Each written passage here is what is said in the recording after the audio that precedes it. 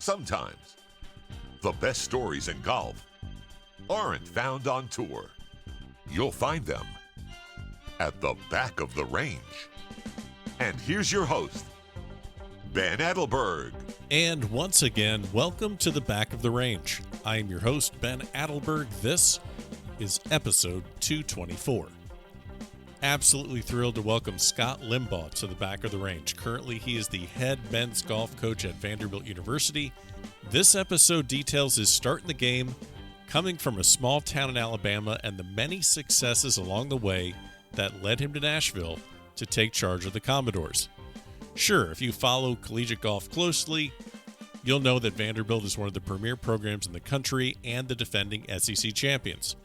They have some of the best players in the country on their roster: William Maul, Harrison Ott, Michael Shears, Reed Davenport, and arguably two freshmen that made up the best recruiting class of 2021, Gordon Sargent and Jackson Van Paris.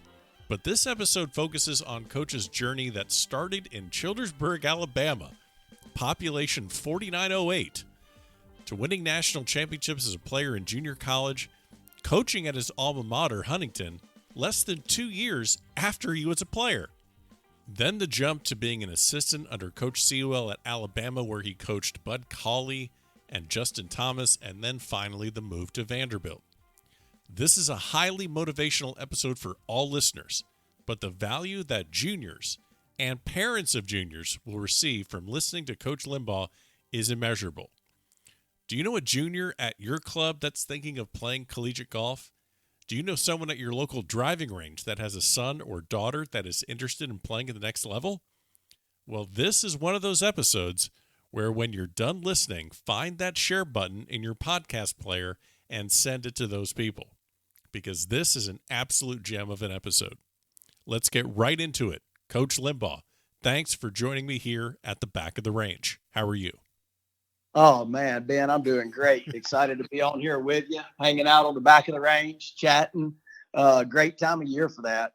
Sit by the fire, whatever you want to do. It's the off season, man.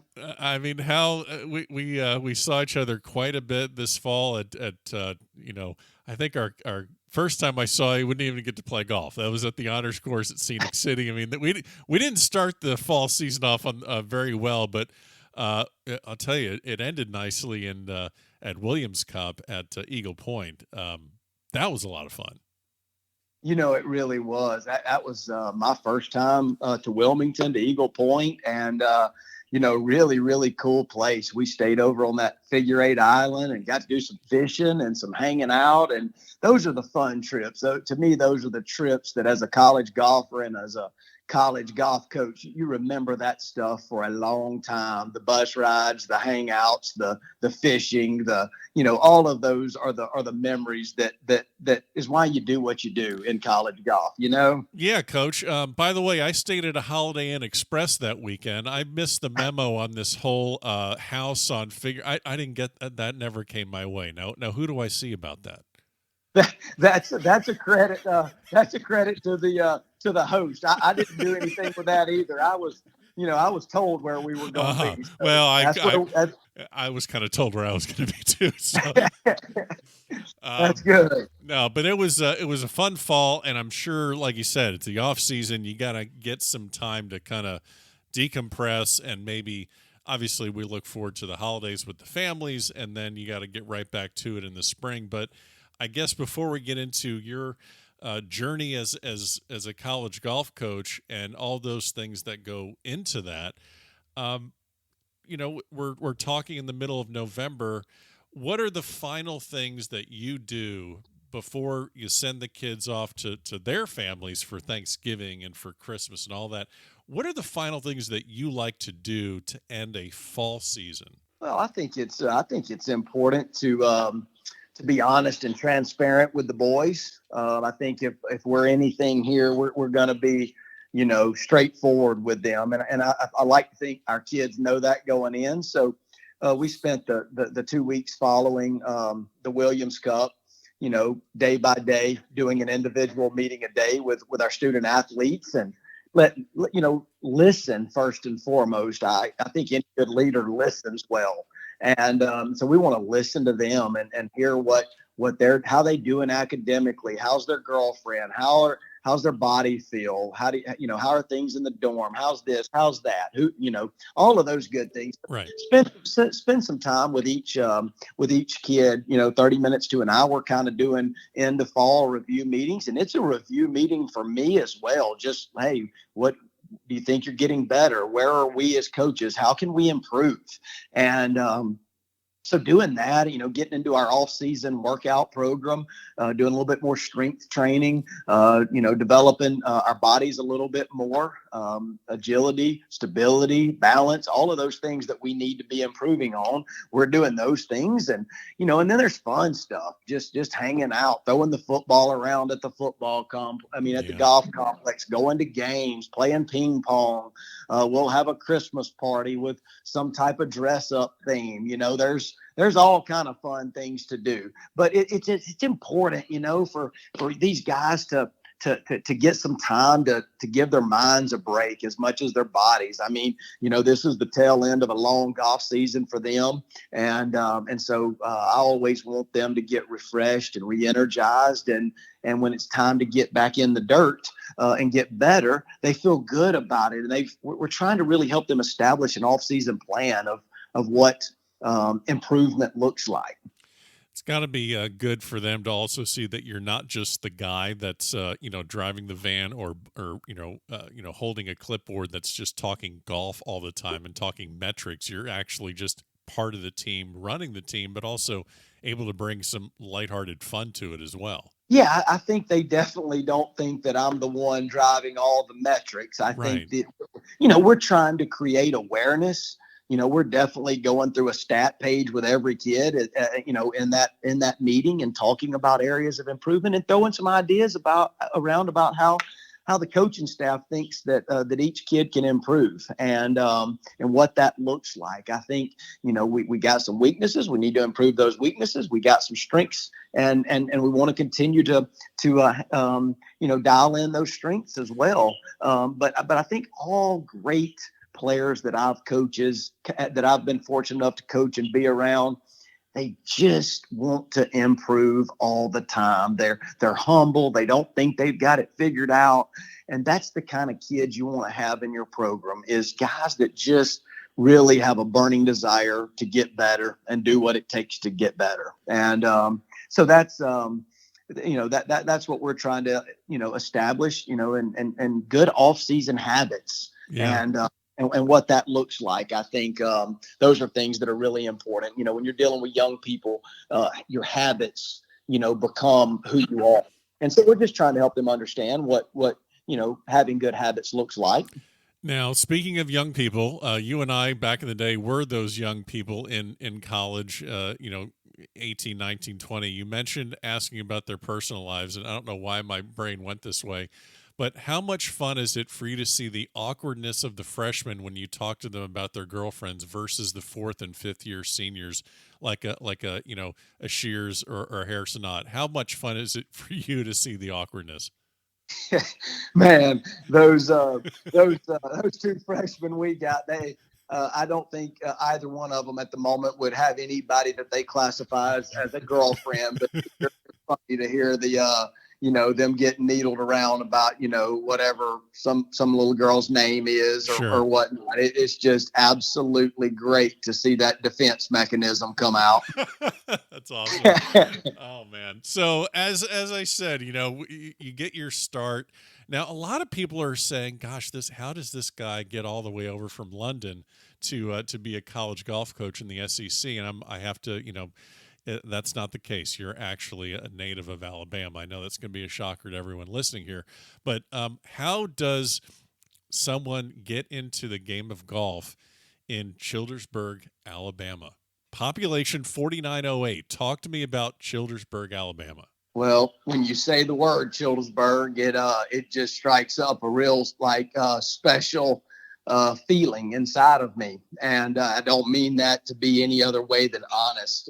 It's who I am. I am Childersburg, and what I mean by that is it's my high school coaches. It's all the people there. It's the older guys at Coosa Pines Golf Club that that took me in and kind of showed me how things work, taught me what I think are a lot of my values, obviously, along with my parents, Big Mal and Ellen. They obviously instilled a lot of things in me, but, I grew up working summers in a paper mill there, Kimberly Clark paper mill there in Childersburg, and our golf course was right beside it. And anybody that knows Coosa Pines Golf Club, Ben, knows that when you pull up to Coosa Pines, you can also smell the paper mill, and it's not so pleasant, but us locals, you just kind of get used to it. And there's nowhere. I've been fortunate enough to play golf at a lot of the greatest golf courses in the world, but there's still nothing like the Saturday morning dogfight at 8 a.m. at Coosa Pines Golf Club, when you got 40 guys choosing up, you're choosing up teams. You got, 10 groups and you're just playing. And I grew up there I played every sport, basketball, football, baseball, golf. And you just learn all of these, I just learned, I just love competition, and I love being on a team. Fortunate enough that most teams that I've been on, I think I've rather been kind of a captain of all of those teams. Sure. So being on a team, being part of a leadership of a team, I was the point guard that you didn't want to play against, because I was on the hardwood for every loose ball. You didn't like me guarding you for 40 minutes.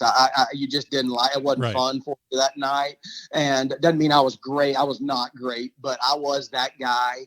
And so I think there's some grit that has been instilled in. I guess I would be considered pretty gritty, and so I just have always wanted to do these things. I love trying to build, trying to get better. I'm infatuated with growth. I'm infatuated with a growth mindset of how do I always get better. I don't really think I've got anything figured out, and I don't know necessarily where or how that came about, but I love looking forward and looking for ways to get guys around us better. Well, now your dad was a coach, right? Well, my dad played college baseball at Jacksonville State University, Okay. and Jacksonville, Alabama, held the home run record there up until about 10 or 15 years ago. But yeah, my dad's been not a college coach, but he's been like a little league and summer ball, and he's been a baseball coach forever. Like, the dude loves. You watch him play with my kids. Just out in the yard, and he's the guy that's going to get the 8 kids on the cul-de-sac together, and the next he's hitting them ground balls, or so a game's broken out, and my dad's coaching them up. So right. Definitely a lot of the things that my characteristics in coaching and things like that definitely come from my dad. Yeah, and it's interesting because you don't. I guess you don't have to have a dad or a parent or someone as a coach to kind of lead you in that direction, but you just, it's not the typical thing maybe you notice at that age, because at that age you want to be the star. You want to maybe proceed and move on to the next level. I mean, you walk on to Central Alabama Community College, you're part of a team that wins 2 junior college national championships, and then quickly thereafter, you go to Huntington and really have great success there. And before you know it, you then get thrust into being a coach. I mean, how quickly, I guess, did you realize that coaching was a path that you wanted to go down? Because, like I said, there's some people that find coaching maybe after they go play professionally or they go do something else and then come back to it. I wouldn't be surprised to hear you say that you knew you were going to be a coach even before you got out of college. Yeah, I think that's it. I look back on those times, Ben, and you don't know your journey. You Sure. don't know how things are going to play out. But as I was wrapping up my playing career in college, my college coach at the time had kind of said, "Hey," because I needed to come back for a 5th year to finish my degree, and Okay. he asked me what I want to be, kind of be as an assistant coach as my 5th year. And I did, and really just loved it. I loved everything about it. I love kind of what setting up practices look like every day, and talking about strategy and building. That's the part I love, is the kind of moving around and shaping of the foundation. And so I the very next year, I became his assistant. He was also the athletic director there at Huntington. Well, anyway, he moves forward and gets another athletic director job out in Texas, and he recommended they hire me as the new head coach. I was 24 years old, and there I am. And of course, I took the job. I didn't know any better, and and just started. And at the time when I played at Huntington, we were an NAIA school, so we did have scholarships. Well, at this point, we were in the transition to Division III golf, and and making that transition and doing that for 3 years. And my final year there, I think we were the number 1 ranked team going to the national championship. We finished 4th in that national championship, and then progression and good fate has it. That was my final year there, and then went to Tuscaloosa after that. You're, it's so crazy that you mentioned NAIA and getting that first job at Huntington, because you actually have a very similar path that my college golf coach had, David Pizzino. Now he's the head coach at UConn, but one of his first jobs, actually his first job, was being the head coach at St. Thomas University. And he was a player on that team. And then I think it was 1, 2, or 3 years later, he's the head coach. And I think he's probably the same age, 24, 25, something like that. How challenging was it that young to try and coach? I'm guessing there might have been players on that team that you played with, and now all of a sudden you're the coach. Yeah, there was. I think for me, I learned quickly, don't try to be the boss. We had a man on that team that was a former Marine. He was like 29 years old. Good luck. And I kind of let old Dan, his name was Dan, and I kind of let Dan just do Dan's thing. Here I am, 24. I don't know which way's up, and Dan got to be on his own plan a little bit, but just looking back, I didn't know what I was doing, but you know what? I feel like as long as people know you care, that you can accomplish things, and my care level's always been pretty high, and so those were I do look back on some things that we did, and I'm like, wow, that's interesting that I chose to handle that way, and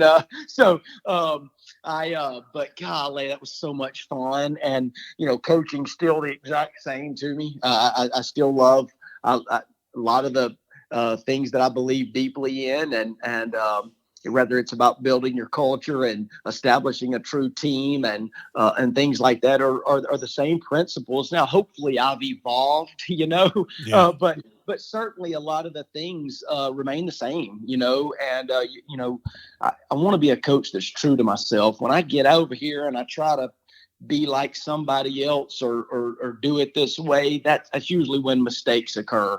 When I'm true to myself, true to my inner my inner being, I tend to have a lot more wins. I'm able to stack up little wins. So Coach Mike McGraw, who's now at Baylor, but won a national championship. Actually, he was at Alabama. He obviously was Oklahoma State. He wrote a book called Better Than I Found It. If you had to write a book about your first year as a college golf coach, what would be the title? Oh my goodness. What would be the title of that book? Maybe Little Did I Know. Really good. It would be something along those lines, because looking back on that, I didn't know a thing. You know what I mean?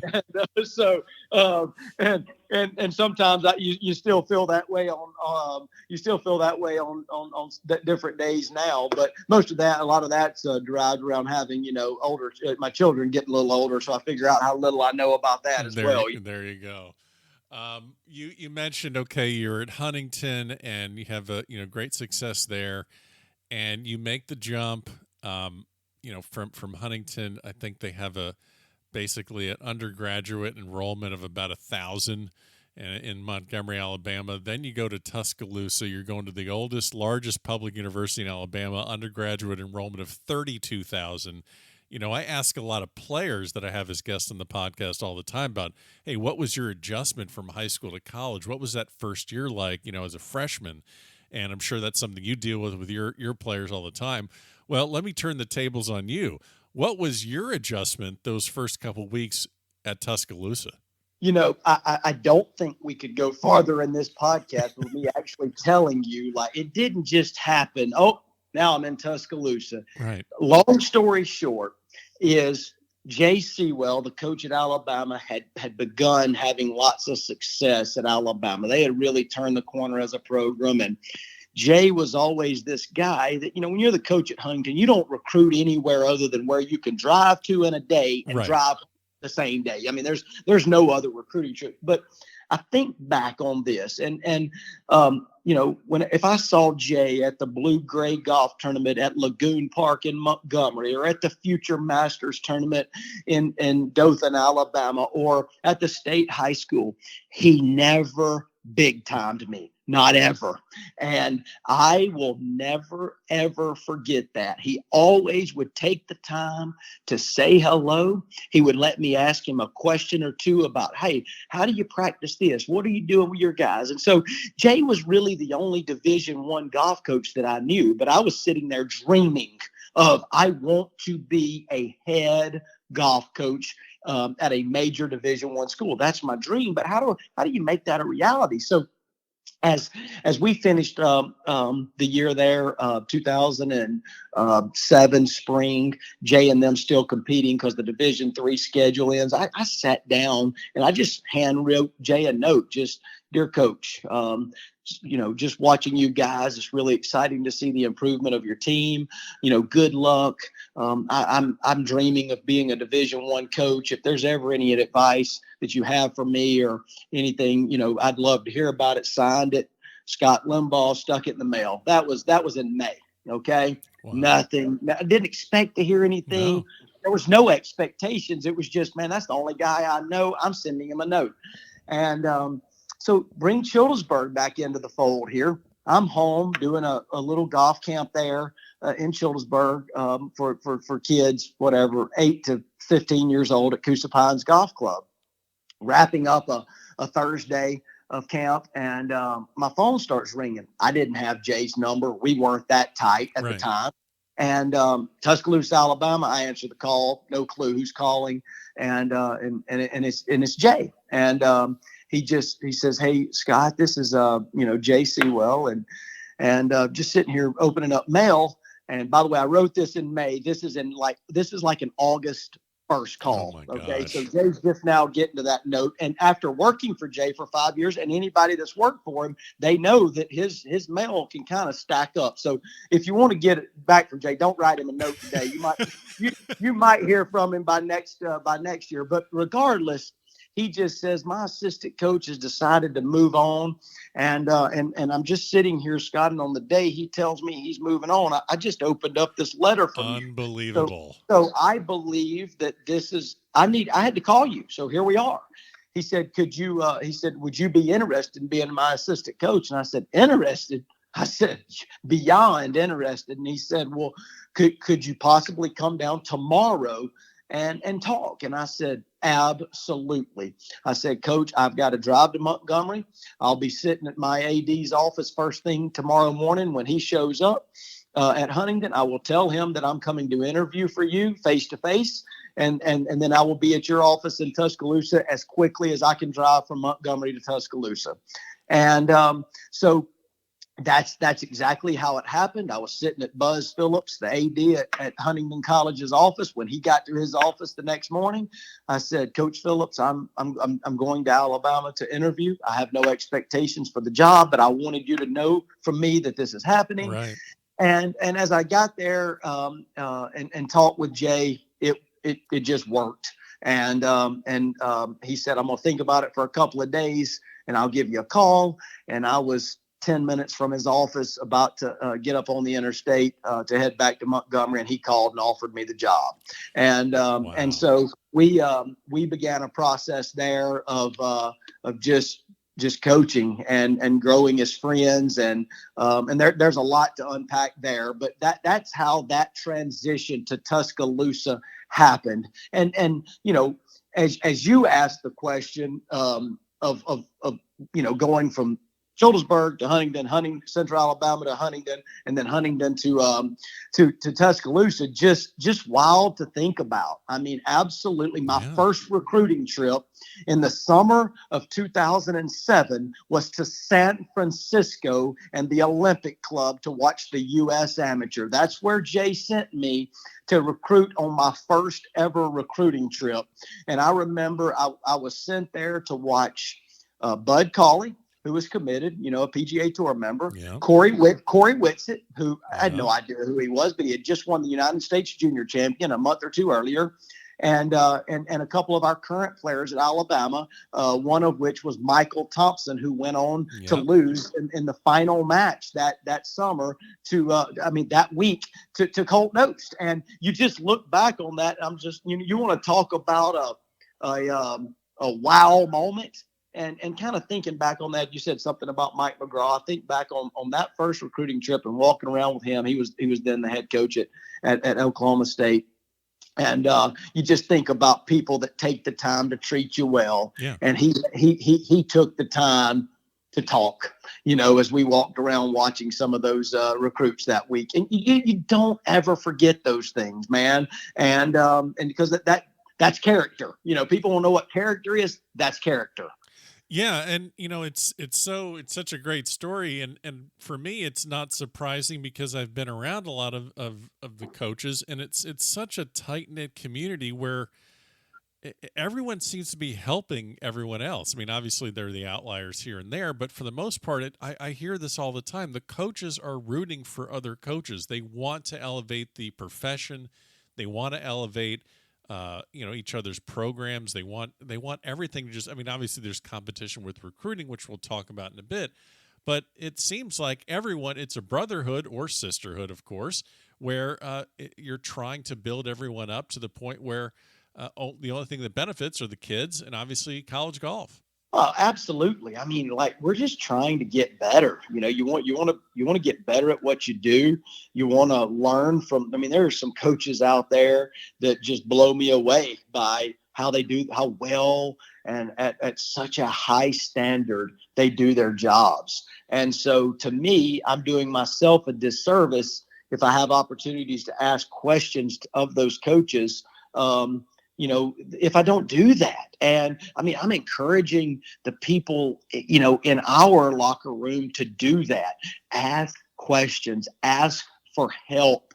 If there's somebody around you doing things at a really high level, learn from that. And so I do think that's a great thing about our game and our coaching fraternity is, you feel like you can ask questions and you can ask for help, and people are willing to kind of share with you what's worked for them and what hasn't worked, because I mess up all the time, and I got to learn. I got to learn from that and get better from that, and hopefully be better the next time I'm in that same position. You mentioned Bud Cauley, Michael Thompson, a lot of Whitsitt, and obviously we'll talk a little bit about Justin Thomas, who you recruited to play at Alabama, or part of the team that were or part of the effort to recruit him to Alabama.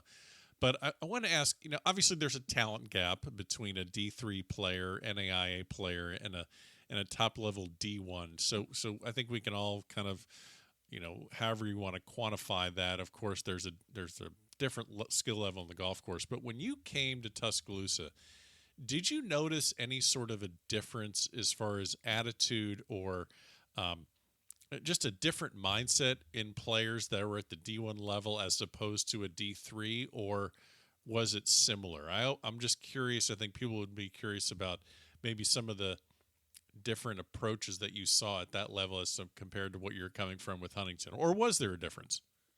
Well, I don't look back and think there was a huge difference in like work ethic or passion Okay. or a willingness to be coached. I think what you're talking about though is, I think back on Michael Thompson or, those guys, all they ever thought about was making it on the PGA Tour. There Yeah. never was another outlet in their mind.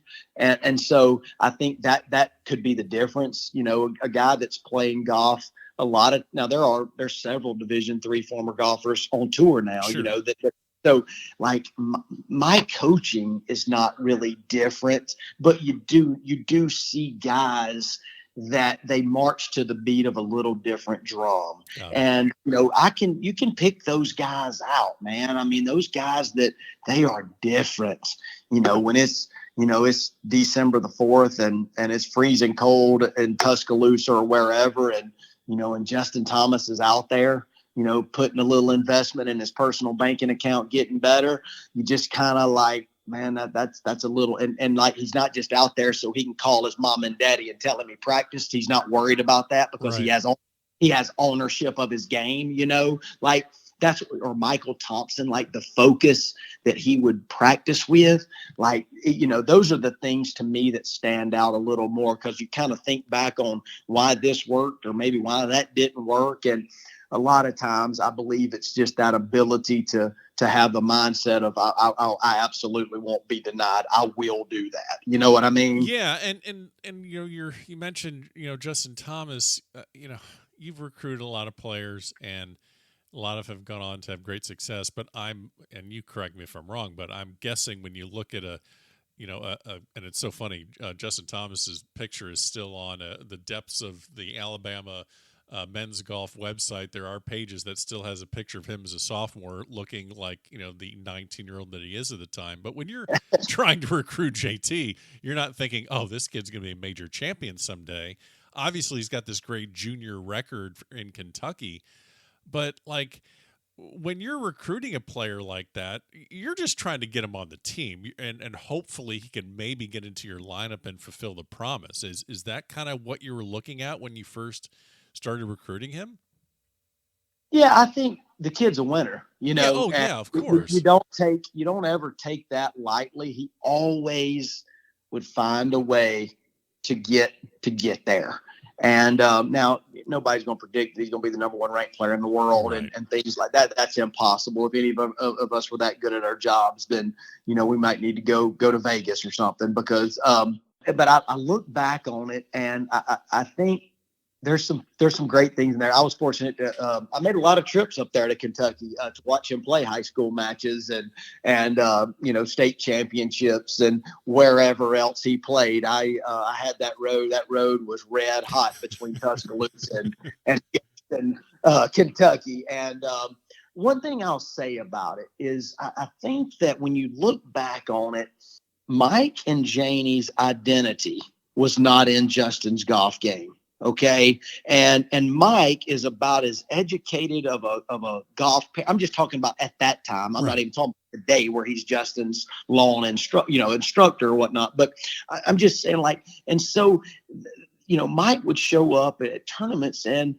if Justin played great, Mike was the same. If Justin played bad, Mike was the same. Now, Justin wasn't the same. Well, Don't get me wrong. Justin doesn't like bad golf. And but he knew how to handle it, and he knew how to get better from it. And Justin was when he showed up, I remember Jay and we fretted over it for a while, but we always decided on that first tournament, it was a roll the balls out tournament, and you got to go qualify. Right. Let's see who's ready to roll.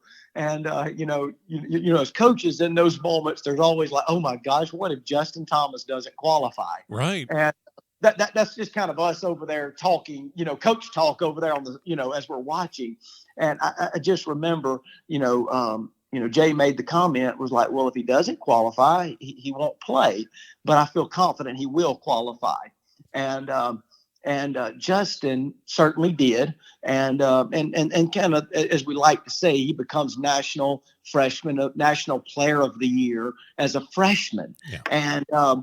And when guys do those kind of things, I mean, they're cleaners, right? They come in and it's different. And he had a different go meter. And I'll say this, just kind of talking about, the way he was raised. And I only say that because it's a great lesson for me as a parent.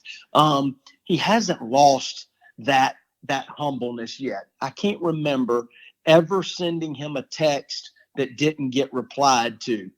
He's a superstar. Right. And you just, that a lot goes along with that, is he was allowed to establish his own identity. And I just think that's a great lesson for all of us to learn, is he was taught how to go do this for yourself. And now, did he have a great support system of love and care and understanding and instruction around him? Absolutely, he did. But he also he was also taught the right way to do things. And I think there's a great lesson there for a lot of us. We're talking about recruiting, and it's very well said. I love these stories, so I want to kind of stick and stay on this recruiting kind of angle of our conversation. A lot of juniors listen to the podcast, especially parents, and obviously they're trying to put themselves in the best position to get recruited and to go to the best program that fits them. And there's a lot of factors that go into that, whether it's picking the right tournaments to play in, what coach to go with, then they got to balance the cost of travel. I mean, I know, everyone knows that's involved in amateur, collegiate, junior golf, that you have the flights and the cars and the meals and the hotels and all that. And some kids may not be able to play a national schedule. Some have to play locally. And then we throw the whole thing with Wagger in there. That's a whole other conversation. There's so many factors. What are maybe some things that, if you had the chance to sit down with a parent that is just or a junior that's maybe struggling with what direction to go in, and forget about, take your Vandy hat off for the minute when you're talking to them, of course. What are maybe some of those misconceptions that juniors and parents might have right now about the recruiting process that you can just say, hey, this maybe we don't need to focus on. Here's what you should really kind of think about doing. Do you have any thoughts on what you can pass along to them? Yeah, sure. I'm not positive what misconceptions parents have. I think one of the things is just, I played a bad round. They won't pay me any attention anymore. I think anybody that's recruiting at a high level, our golf scores definitely speak for themselves. But, a good recruiter is also able to see potential and what something can become. Maybe not what it is already, but what it can be. And I think for me, the things that I would advise any parent and young person to establish going into the process is, what are the 3 to 5 things that matter the most to us when thinking about that next step? Okay. And I think those differ from family to family and person to person. My Uncle Tommy was a college football coach for a long time and learned a lot of things from him. And he would kind of take out a sheet of paper and he'd kind of write, let's just say, Vanderbilt and Oklahoma and Texas at the top of a piece of paper going, and then on the left-hand side coming down, he would write down the things like coaches, weather, academics, faith, whatever. Right. The things that are important to you, teammates, facilities, I hear it all. The thing, and so you figure out kind of, what of these things are important to you. Okay. And ultimately, who checks the most boxes? Because what social media shows us is that everything's perfect. Every coach is perfect. Everybody's got it figured out. Everybody's facilities are perfect, this and that. And we know what we know is that's not true. Right. Okay. And so you got to kind of get through the fluff of La La Land, and you got to get down to the bells and whistles of who people are.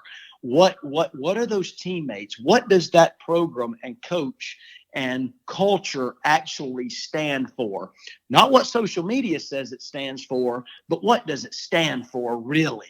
Right. And I think that requires a little bit of homework and question asking and seeking that's what I think. And I also think for me, it just never works well for me if I hear a kid telling me I've limited it to 10 schools. Well, buddy, if you've limited it to 10, then that's way too many. Like your list is too big of the things that are important to you, because there's no chance there's 10 schools that check those things that are all important to you. It's just not true. Right. And so I think that's always a sign to me of maybe some immaturity, or things that are you're not thinking about the right way. Because if you're really thinking about things the correct way and the important way, that list needs to be 3 to 5 schools, because when it's 3 to 5, you can actually get some real and true substance to what you're doing. And that's the way I believe. That's how my mind operates as a recruiter. I want to have real, authentic relationships with young people and their families that matter. And that way, you know me and I know you. And I don't sell a fairy tale world about what we're trying to do. We're going to get in the dirt. We're going to put in the investment in our games. We're going to do it in the classroom. We're going to have fun, and we're also going to hold you accountable. And if those things don't sound great to you, while we're loving on you as well. But if any of that doesn't sound so great, then this may not be the place for you. Right. And that's okay. It's perfectly fine. But that's the kind of things that we're going to do here. And so I just have always felt like, having more of a focused, instead of casting this huge wide net, kind of know going in, this is what I'm thinking about, and then kind of narrow it down from there. So we're all learning in this new recruiting, the way recruiting is now, and everybody's kind of, committing a little bit later. I think we're all still learning. I'm still learning how that works, but I don't think social media is certainly not a bad thing to learn some things about a program, but you got to dig a little deeper to find the right kind of substance to anything, right? Yeah. Well, everything looks good on social media.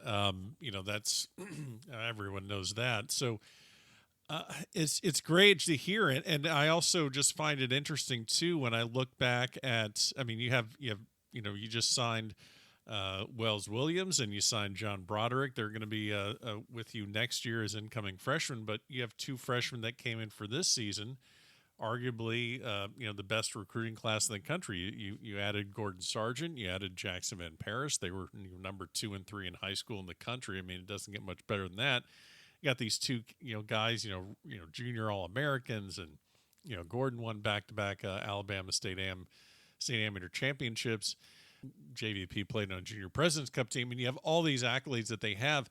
And I know that all the recruiting stories are different, but you have many, many recruiting classes that you've had throughout the years, whether at Alabama, whether at Vanderbilt.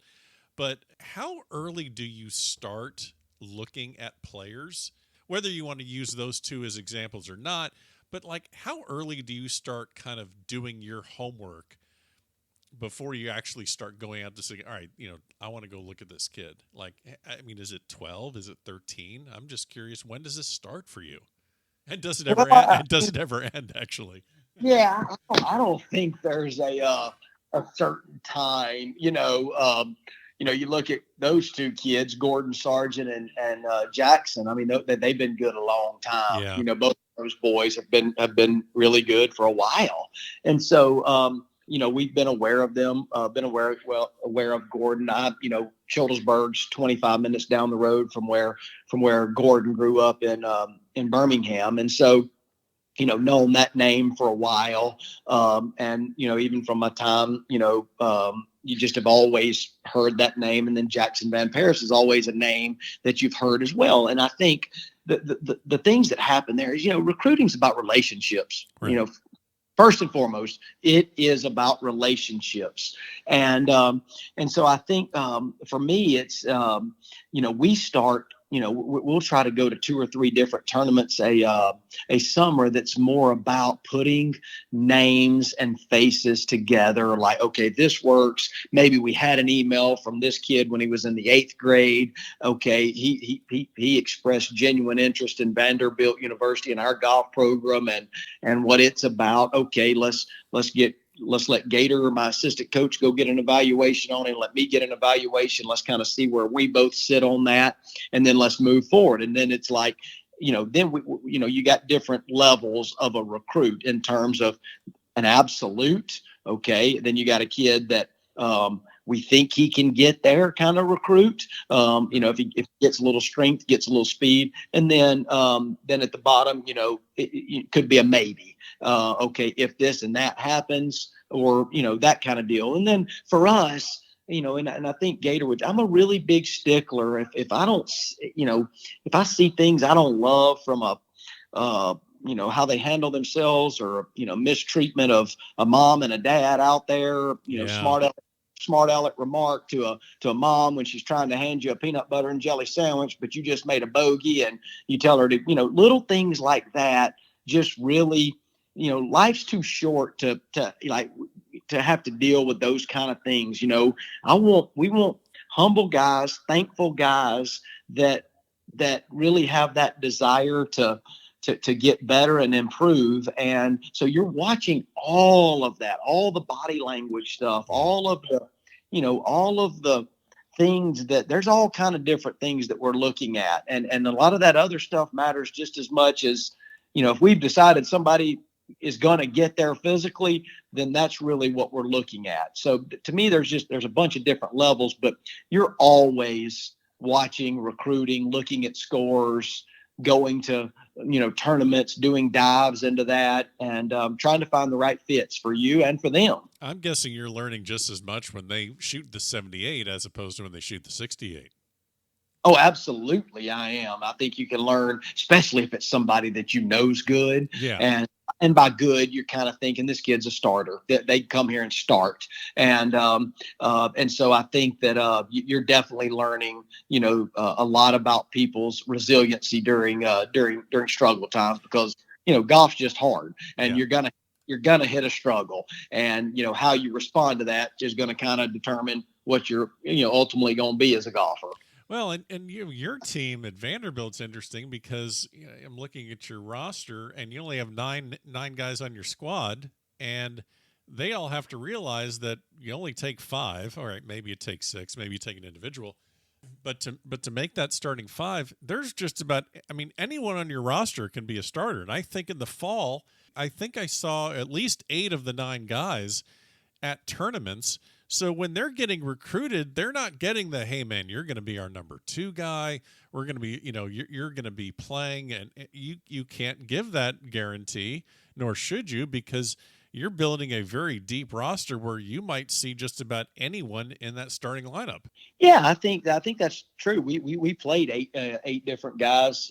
First of all, I think we have a pretty small roster. And yeah, I think that's what I mean. Yeah, that's what I'm saying. It's not just like you don't have a 13 guy that, you're kind of not expecting to crack the lineup.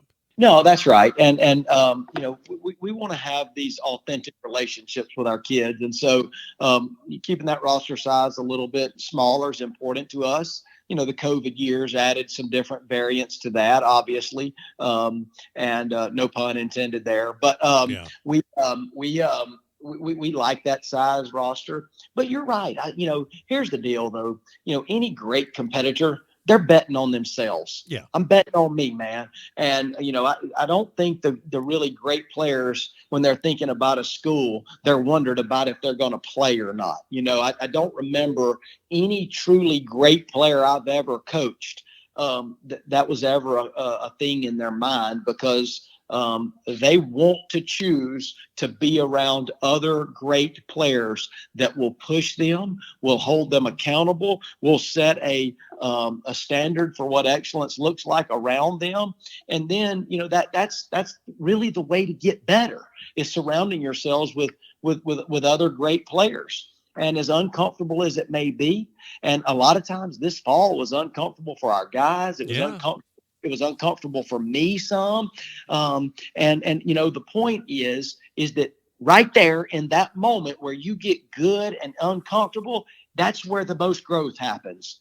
And you know, and so I think that's so important that, you know, our environment here is it's highly competitive, and and you gotta want that. You gotta want to dive in there head first, because, you know, if you're not trying to be the best every single day, I can promise you there's somebody somewhere that is, and they're going to eventually knock on your front door, and you're going to have to answer to that. And so that's kind of an off-season challenge of when that, you know, because talent can get you only so far, and we've got talent, no doubt about it. Well, now it's about how you going to separate yourself. What are you doing to separate yourself? Because just that talent alone won't be enough. Yeah. It's great information, and I hope the juniors listening to this, and obviously parents listening to this, really take away what you've said about just that recruiting process. I think it all comes down to find the place that's best for you, you know, find the best environment. I really appreciate your time. I want to just kind of hit on a couple other things I didn't want to let go. You know, we kind of, obviously people have figured out by now you're the head men's golf coach at Vanderbilt, and you've had great success there and helped turn that program around. You guys are the defending SEC champions, and you've won a you know, National Coach of the Year award in 2017. I know that talking about your accolades is the last thing you want to do right now, but you mentioned getting the job in Tuscaloosa. What was the night before your interview at Vanderbilt like for you? How did you prepare yourself? I mean, it's really easy to talk about this to me and to share your story, but it's a different thing to share your story so that you get hired.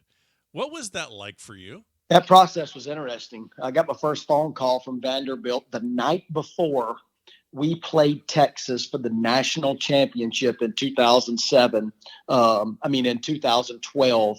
Out at Riviera. That's when I first got a phone call. Didn't answer it, but it was Brant Snedeker, left a voicemail for me. He calls me all the time too, Coach. I ignore his calls too. Hey, don't worry. That was another number that I didn't have. Okay, but anyway, looking back on that, the second I heard the voicemail, I think my wife and I, you know, I didn't call him back that night. We had the match tomorrow, the next day against Texas and whatnot. But the second I heard the voicemail from him, I knew in my gut, and anybody that knows me knows I'm an all-in person, all-in personality. I'm coming all the way over in the deep end. Yeah. And that's the kind of people I want around me.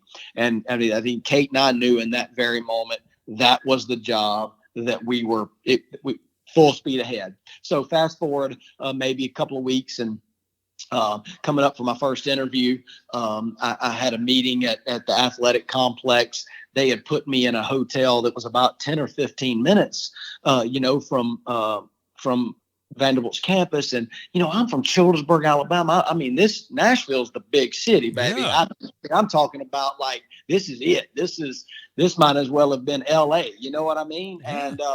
And so the night before, I really don't believe I slept it couldn't have been more than 2 hours, because, you know, I'm an on-time guy, and I was going to be sitting in that parking lot. I wasn't going to be hindered by any traffic or anything. Sure. I think my interview started at 8:30, and I was probably sitting in the parking garage by the athletic complex drinking coffee by about 7:15. And you know, you play every single scenario through. They're going to ask this. Are they going to ask that?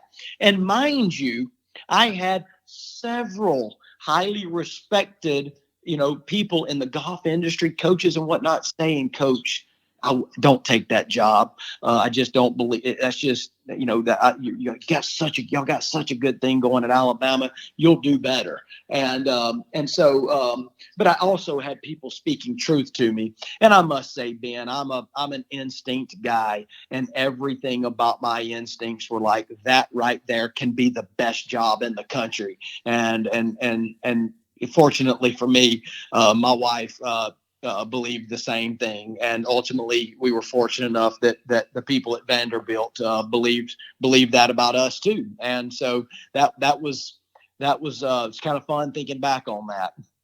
That's got to be a crazy experience being there, just sitting in the parking lot having a cup of coffee thinking I'm about to go into a meeting that can change my life.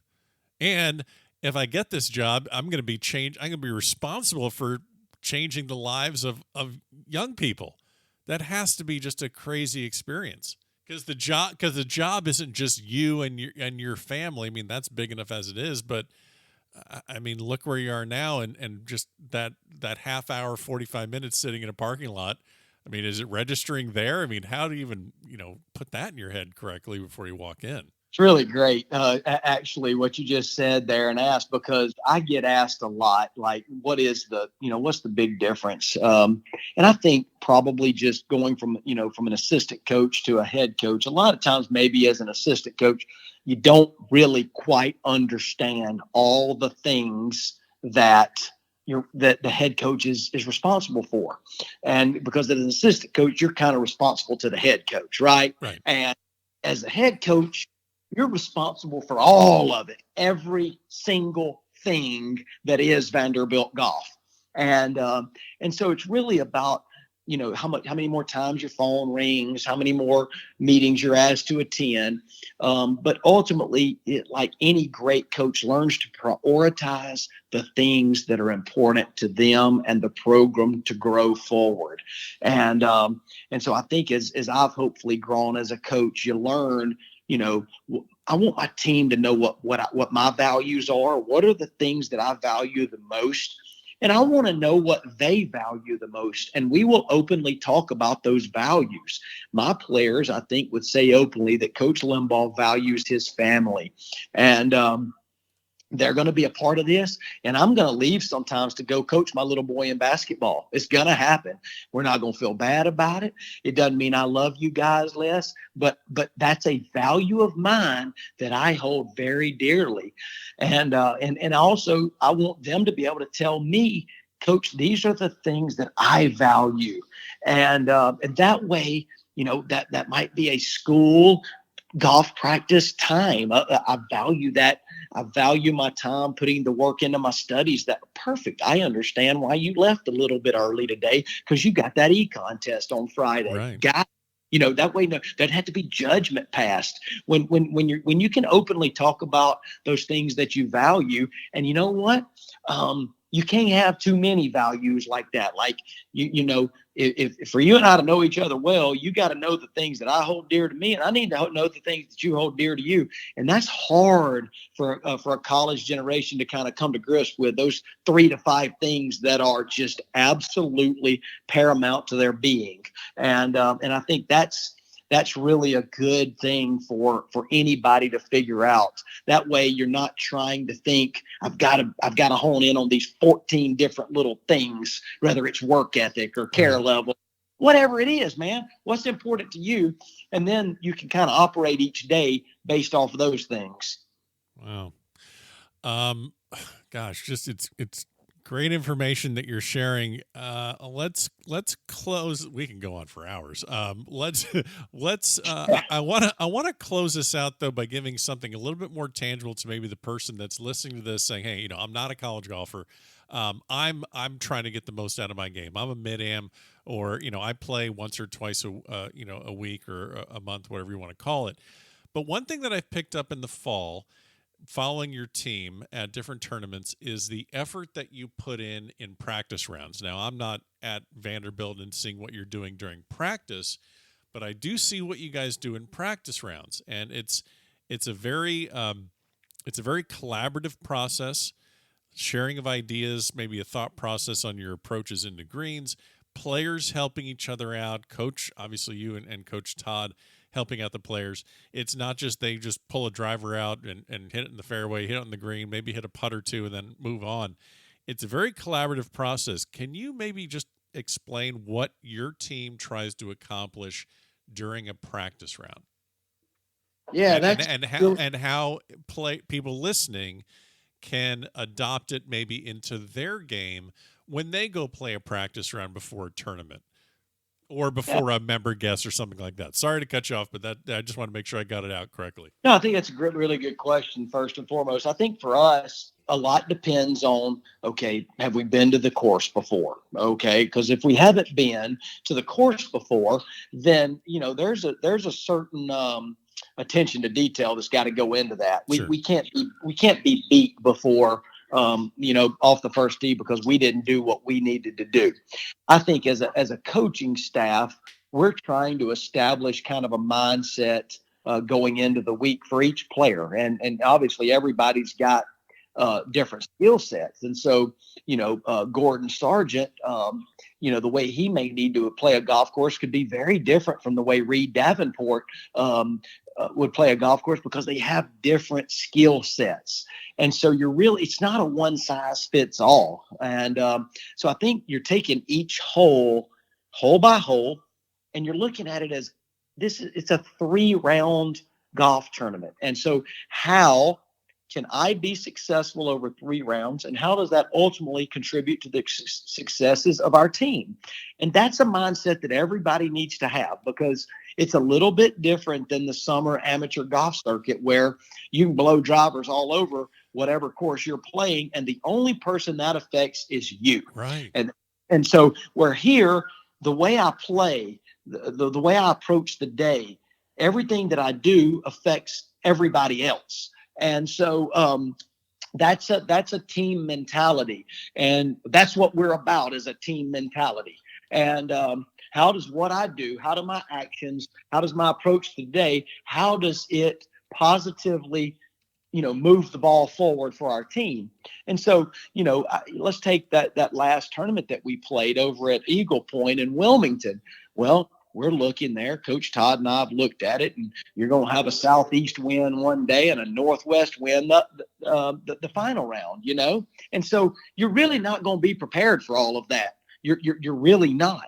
And so what we're trying to help the guys understand, for example, on the 36th hole day, on hole number 1, our guys were hitting pitching wedges, and Gordon Sargent might have even hit a lob wedge into number 1. Okay. Yeah. In the second round, in the third round, because it was a 36-hole day the first day, in the third round, we hit 4-iron and 5-iron into that green. Okay. It was, it was blowing 30 into you. Right. With a north cold wind.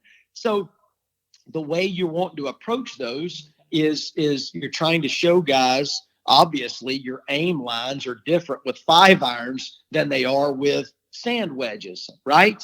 And so we're trying to prepare for all of that. Now, you're not going to get it all done, and I don't think of myself so highly that I've got all the answers. I feel like our job as coaches is to create the environment and to also create the awareness needed to be successful. And so we're trying to create awareness in the practice round. Okay, we see this to this pin. We see this to this flag. When this thing's on the top shelf, it's just fine to putt from 25 feet under it. You don't got to go chasing this back flag here. You got 3 birdie holes coming up next. Wait, you can fold on this hole. If we're talking about poker, but on this hole, we can go get it. So you're just kind of going through, different locations, different misses, different, lines, all of those things. You're just talking about it. And really, as a player, you're trying to create a plan that gives you comfort. What gives me comfort? And I think that's a little, Reed Davenport likes hitting drivers. So hitting drivers gives him a lot of comfort. Other guys, Harrison Hines like getting putts. He's a great putter. So whatever it looks like for him to just get the most putts possible, that's what he's trying to. So everybody's got, like I said, these different skill sets. And so, we want our guys to be comfortable forming their own plans. We're not going to tell them how to play, but we're going to create the awareness needed to help you formulate your plan. And that's what we've had successes doing. But quite frankly, Gator and I are spending a lot of time this offseason trying to, see how we can get better in these practice rounds and how we can help our guys be even more prepared when we get out there for the tournament rounds. You mentioned Gator. Now, listen, I've been around him a lot this fall, and I try and get him on camera to do a quick interview. I can't get him on camera. He always defers. He don't want to do it. So let's tell me a good Gator Todd story, because I can't get anything from him. but you grab him. He played Alabama. I mean, let's. I know he's going to listen to this. Let's embarrass Gator Todd a little bit. Let's get him some publicity. Actually, talk to me about your assistant. Oh, well, I mean, I think what we've been fortunate enough to do here since he's been here speaks a lot to his character, and he just got a really high care level for helping guys improve. Like he's just got great stories, and I was fortunate. My first year at Alabama was his senior year. Gator's father, Richard, was a starting quarterback at the University of Alabama under Bear Bryant, and then went on to be a top 10 draft pick in the NFL, played for the New York Jets, starting quarterback there for a long time. When I got to Alabama, I was like, my gosh, that's Richard Todd's son. And Gator had a really successful junior career later. Like he got good a little later, and he's always kind of been what I call a dog. Like he just gets after it. Dude loves the process of getting better.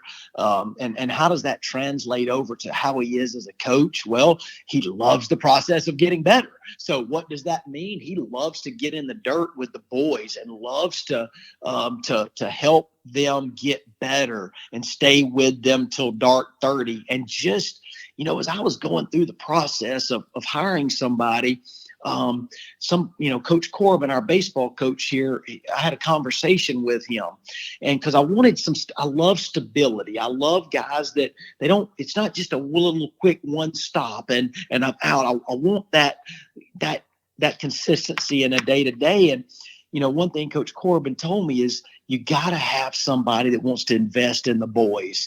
And as I went through the process of all, he had a lot of interest in the job at the time. And Gator was he checked the most boxes to me. I love his story. I love that I knew his character already. I saw him go through a hard time playing at Alabama. Then I saw him go through ups and downs of professional golf and making it through Q school and then going to get a job, but then decided I want to go play golf again. And then his willingness, he went and did an assistant coaching job for a year in Milwaukee to get into coaching for Steve Bailey up at Marquette and get good. He got good and uncomfortable. He called me the year before that. I want to get into coaching. What do I need to do? I said, you need to get a job. That's what you need to do. Yeah.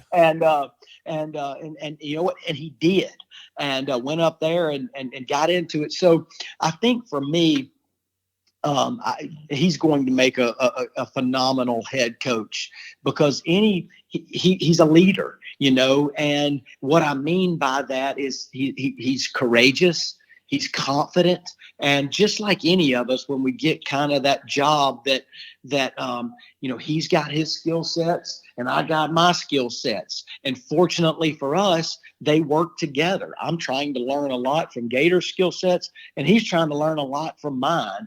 And he's a great evaluator of talent. He's great at building relationships that matter.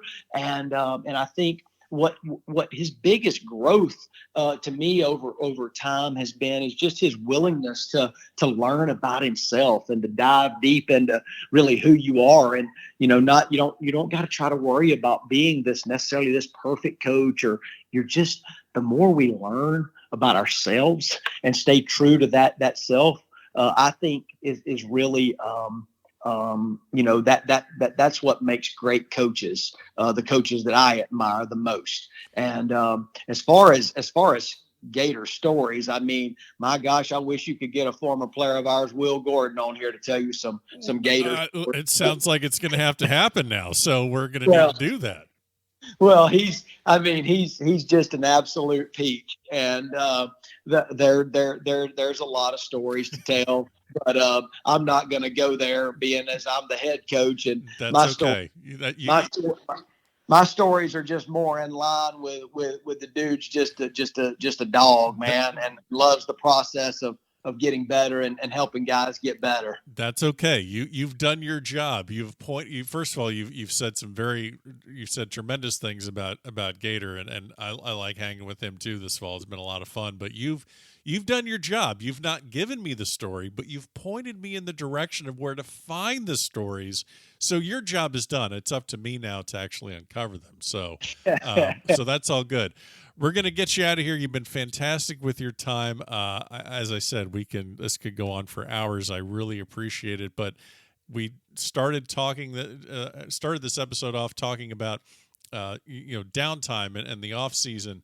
And you spoke a lot about this team at Vanderbilt that you're going to be leading in the spring. But let's get you out of here on this one. You are still coaching in the off season. What are you doing to prepare for the crucible and the difficulty of coaching kindergarten basketball this winter? Talk to me about your team. What are you doing? How are you taking your skills at Vanderbilt and leading that into coaching your son's kindergarten basketball team? Well, Ben, as they like to say, the grind never stops. That coaching grind. I'm just kidding. I can't stand the word grind. I am coaching the Bird Dogs 5 and under kindergarten basketball team. It's 3-on-3, and coaching with a buddy of mine. Is this zone or man to man? What's your? It's man to man. Okay. As soon as they cross half court, baby, we are picking up, and it's wall. And if anybody makes a pass, we're celebrating. If anybody dribbles without traveling, let's throw a party. Okay. And we had practice last night, and myself and the other coach, and I'm the assistant coach, don't get me wrong, the guy that's the head coach he played basketball at Murray State. Yeah, you got to work your way up. You got to work.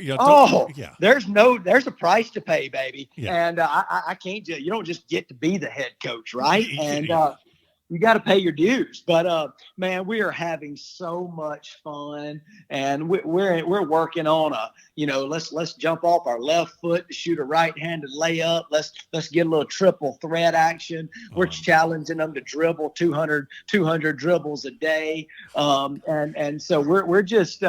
It's great. Our first scrimmage, we'll just say it was an awakening, and me and the other coach, we decided right then we might need to slow this thing down a little bit and get our expectations down a little bit.